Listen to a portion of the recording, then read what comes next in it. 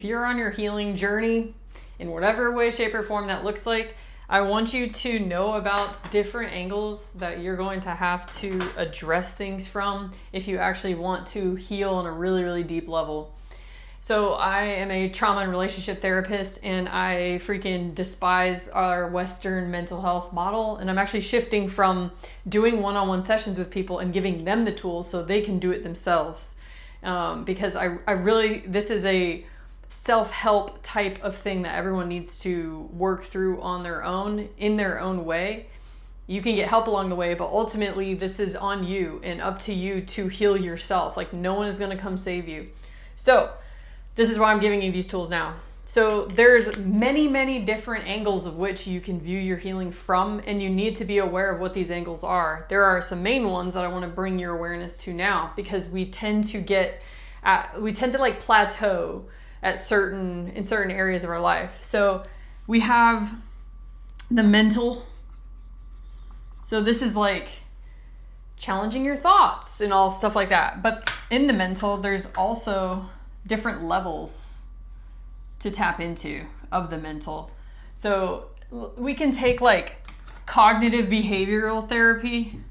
I view that as like the lowest of the low of like levels of consciousness. It's like very much like ground level. So like everything is in your face. You're like taking every little thought and debunking thoughts. Like it's very much like reactive. Then you can move up on the ladder and start doing the subconscious works. So this could be like hypnosis.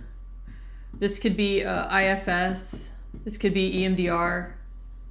This is where you're basically going to be handling like the back end code of your computer or of your psyche.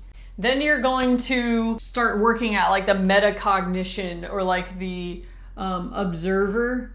So you basically are going to have eyes on yourself from a completely different vantage point. You're going to be viewing yourself as almost like separate from you and observing your human, observing your thoughts, but like in a completely different way. You're going to be able to see like a much bigger picture than like what you can see in the CBT approach. It's like you're going to be at a very higher vantage point, like you're at the top of a mountain and you're able to grasp massive concepts. This is what happens when you develop more capacity to process more information at once, because you have done your inner work and you have started working on your identity at the subconscious level. So that's the I am. And basically what you want to aim for with the I am statements on a subconscious level, which is like it's going to become very natural for you at this point. You don't have to think about it. You don't have to debunk anything. It's automatic. Your behaviors are following through with your identity statements, which is, I keep drawing this heart without saying what it is, but it's self-love. So I am capable, I am lovable, I am enough, I am intelligent, I am all the great things that we want to be. This is where you're going to start operating from majority of the time. And your inner voice, your inner critic is going to shift to an inner cheerleader. And that's when you can go to the metacognition. You're observing and you're seeing at the top of the mountain kind of vantage point. So the intellectualizers love this stuff. They love like understanding the picture and going in and thinking everything through. So you're going to tap out at a certain point when it comes to these things, because everything's not just like, you can't handle it all on the same level, which is on the mind. Like you can't handle everything on the mind level because you have a body as well. So this is where we're going to go into the next spot of like, your physical body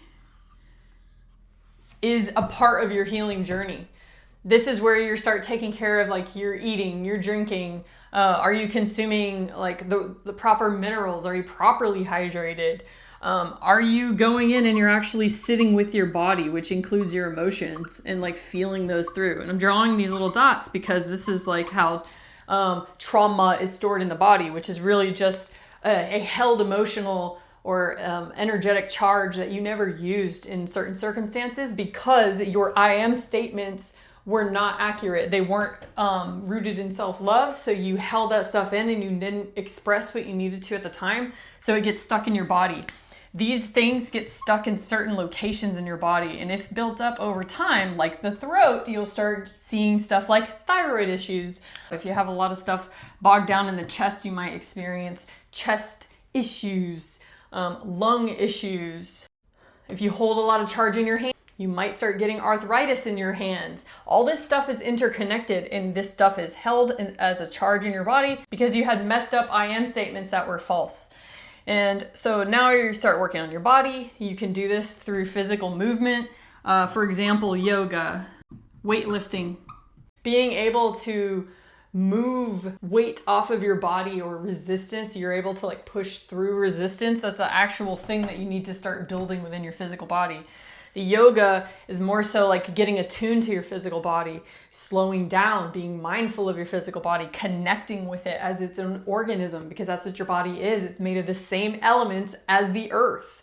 We are made of the same material. We're organic. We're not different than nature. So we have to start treating our body kind of like a plant. It needs to be watered. It needs to be fed. Or you can view it like a pet. It needs to be cared for. It needs to be loved on. If you want that plant or that animal to trust you and like perk up around you essentially, and for it to do what you want it to do automatically. So you have to actually start training it through conditioning. Much like a dog, much like a horse, you have to kind of break it in. And so how do you break it in? The only way to do it is by establishing a sense of trust with yourself. And this is through the I am statements, but also a sense of trust with your physical body, of like not pushing it past its limits, respecting it, helping it out when it's calling for you without it having to be extreme, like give you a migraine in order for you to notice that you're pushing yourself too hard. You can start proactively taking care of your body instead of waiting for your body to be like, excuse me, I'm hungry. So think about it as like a child. You know, what kind of parent are you to your body? Are you waiting for your child to be like, oh, can you make me some breakfast? It's 1 p.m., you know? No, start taking care of it proactively. What you're gonna have to pay attention to and start thinking about on your healing journey is everything else, like your connection to more. And so this is the spiritual. And it doesn't necessarily mean like religion or anything like that. Your spiritual connection is basically like, why am I here? What's the purpose? And what is my role within this place? What does that mean for me? And it's often your connection to the present moment and noticing the beauty and awe and the wonder and holding that level of curiosity with yourself and with the world around you.